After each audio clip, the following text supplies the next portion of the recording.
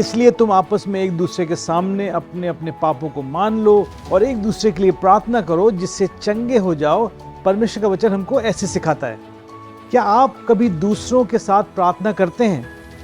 यदि आप किसी व्यक्ति से बातचीत कर रहे हों और वो आपसे प्रार्थना करने के लिए बोले, तो आप उसी समय उसके लिए प्रार्थना कर सकते हैं। प्रार्थना दूसरों को एक पवित्र संगति में ले जाती है, आप उसके नज़दीक आते हैं और मैं आशा करता हूं कि प्रार्थना दूसरे को उत्साहित भी करती है, उसको एक एनकरेजमेंट मिलता है जब आप उसके लिए प्रार्थना करते हैं। साथ मिलकर जो प्रार्थनाएं करते हैं उनमें लोगों की संगति बढ़ती है, क्योंकि जब हम किसी दोस्त या कोई नया व्यक्ति भी हो उससे जब हम मिलते हैं और उसके साथ प्रार्थना करते हैं तो हमारी उसके साथ संगति बढ़ती है।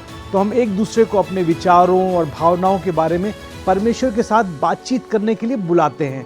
कभी कभी हम कमज़ोर पड़ जाते हैं, लेकिन लगातार प्रार्थना करने से हम परमेश्वर के और करीब आते हैं।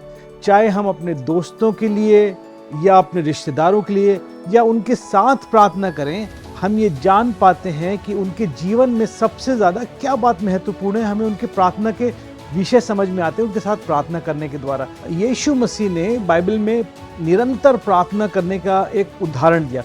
उन्होंने बोला वो एक ऐसे व्यक्ति के समान है जो आधी रात को अपने दोस्त के घर पर जाता है और उसके दरवाजे को तब तक वो पीटता रहता है जब तक उसका दोस्त उठ ना जाए और उससे ये ना समझ में आ जाए कि इसकी ज़रूरत क्या है।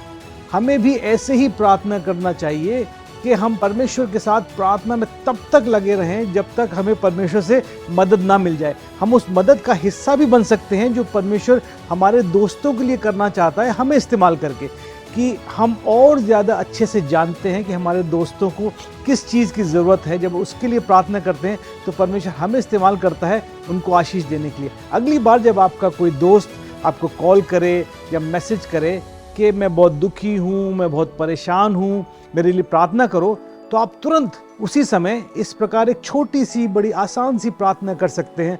आप बोलें, प्रभु यीशु मसीह कृपया मेरे दोस्त को संभालें, उसकी मदद करें, क्योंकि वो बहुत दुखी है, बहुत घबराया हुआ है और मैं उससे प्रेम करता हूँ, लेकिन इससे भी ज़्यादा मैं जानता हूँ कि यीशु मसीह आप उससे मुझसे ज़्यादा प्रेम करते हैं।